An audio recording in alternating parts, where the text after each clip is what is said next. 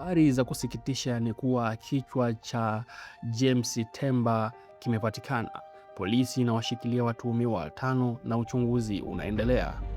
Siku 6 baada ya kuzikwa kwa kiwiliwili cha marehemu James Rogers Temba, mwanafunzi wa chuo cha usimamizi wa fedha IFM, kichwa chake kimepatikana katika eneo la Kitunda Kibebelu, wilaya ya Ilala. Kamanda wa polisi kanda maalum ya Dar es Salaam Jumanne Mulilo amethibitisha kuwa kichwa kilikutwa kimefunikwa alizini na waliotekeleza uhalifu huo. Jumla ya watuhumiwa 5 sasa wanashikiliwa, akiwemo mtu mpya aitwaye Saidi Ali mwenye umri wa miaka 31 maarufu kama Side, mganga wa kienyeji. Hii ni moja ya visa vya kutisha zaidi vya mauaji ya kikatili vinavyoshuhudiwa hivi karibuni katika jiji la Dar es Salaam. Kulingana na taarifa rasmi ya Kamanda Jumanne Mulilo iliyotolewa Mei 6 mwaka 2026, mwili wa James Temba uligunduliwa Aprili 30 mwaka 2026 ukiwa unaelea mto Msimbazi, eneo la Kipawa, na ukiwa hauna kichwa. Kichwa kilipatikana katika eneo la Kitunda Kibebelu, wilaya ya Ilala, ikiwa kimefukiwa alizini na waliotekeleza uhalifu huo. Jumla ya watuhumiwa 5 sasa wanashikiliwa. 4 walikamatwa mapema, ambapo kuna Steven Rogers Chaka Mbungu, Anna Frank Lema maarufu kama Happiness, Twalibu Hamisi maarufu kama Mputo na Michael John maarufu kama Tambari. Mtu wa 5 ni Saidi Ali maarufu kama Side, ambaye ni mganga wa kienyeji. Polisi inasema watuhumiwa wanaendelea kutoa maelezo na ushirikiano. Taratibu za kisheria zinakamilishwa ili kesi iendelee mahakamani. Hii ni kesi ya mauaji ya kikatili ambayo imezua hisia kali za hofu na hasira miongoni mwa wananchi, hasa wazazi wa wanafunzi na wakazi wa Dar es Salaam.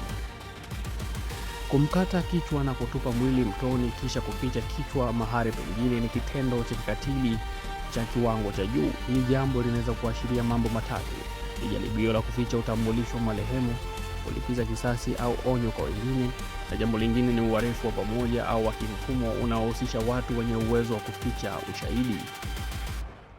Kukamatwa kwa watuhumiwa 5 ndani ya siku chache ni hatua muhimu inayoonyesha polisi inafanya kazi kwa kasi.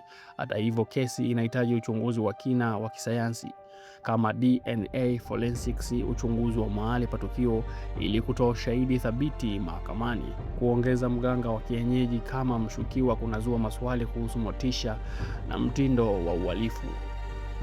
Mto Msimbazi umekuwa ukishuhudia vifo vingi vya miili kupatikana katika miaka ya hivi karibuni. Eneo la Kipawa, Tabata na Kitunda ni sehemu zenye shughuli nyingi za kiuchumi na msongamano wa watu. Hivyo tukio hili linazua hofu kubwa kwa wakazi, hasa wazazi wa wanafunzi pamoja na vijana. Athari za kijamii kwa tukio hili ni kuwa hofu na wasiwasi miongoni mwa wanafunzi pamoja na wazazi inaongezeka, shinikizo kubwa kwa polisi kutoa majibu ya haraka na ya wazi, na mjadala mkubwa mitandaoni kuhusu usalama wa maeneo ya mjini na ufanisi wa vyombo vya usalama. Mtandao wa kijamii kama X, Instagram, Facebook na WhatsApp imejaa maoni na hisia kali kuhusu kesi hii. Kwa mfano, upande wa Twitter kuna hashtag kama James Temba na mto Msimbazi vimekuwa kule trending. Maoni mengi yanalaani uhalifu wa kikatili na kuhoji usalama wa Dar es Salaam. Wengine wanauliza ni wangapi wengine wamepotea na hawajapatikana, na polisi ifanye kazi kwa haraka. Vita kuna upande wa Instagram pamoja na Facebook, video na picha za maziko na maombi ya familia zimesambaa sana. Familia na marafiki wanaomba haki na uwajibikaji. Baadhi ya maoni yanalaumu uhalifu wa pamoja na kutojali usalama wa raia. Tukija kwenye maoni ya kawaida, wengi wanasema hii si kawaida, kuna kitu kinaendelea ndani ya jiji la Dar es Salaam. Wengine wanaunga mkono polisi kwa hatua ya kukamata washukiwa, lakini wanataka uwajibikaji kamili. Tukija kwenye upande wa maoni ya kisiasa, baadhi wanaunganisha visa hivi kama na mvutano wa kisiasa pamoja na madai ya utekaji, wakati wengine wanasema ni kesi ya uhalifu wa kawaida. Data hii inaonyesha kuwa umma una wasiwasi mkubwa na unataka majibu ya haraka pamoja na uwazi. Tukio hili ni tukio la kutisha na linahitaji uwajibikaji mkali. Kuua mtu na kumkata kichwa ni uhalifu wa kikatili ambao unapaswa kushughulikiwa kwa nguvu zote. Polisi inastahili pongezi kwa kuanza uchunguzi haraka na kukamata washukiwa, lakini kesi inahitaji kukamilika haraka na kwa uwazi ili kutoa haki kwa marehemu pamoja na familia yake. Uwazi na kasi ni muhimu. Polisi inapaswa kuendelea kutoa taarifa za mara kwa mara ili kuepuka tetesi na kurejesha imani ya umma. Kesi kama hii inahitaji uchunguzi wa kisayansi na wa kina ili kutoa ushahidi thabiti mahakamani. Polisi inapaswa iendelee na uchunguzi kwa uwazi na iwasilishe ushahidi mahakamani kwa haraka. Serikali iweke mikakati maalum ya kukabiliana na uhalifu wa kikatili na visa vya miili inayopatikana kwenye mito. Jamii pamoja na viongozi wa dini na kisiasa waungane kukemea vitendo vya kikatili na kutoa elimu ya usalama. Familia ya James inatakiwa ipate kipaumbele, kupewa haki kamili pamoja na faraja.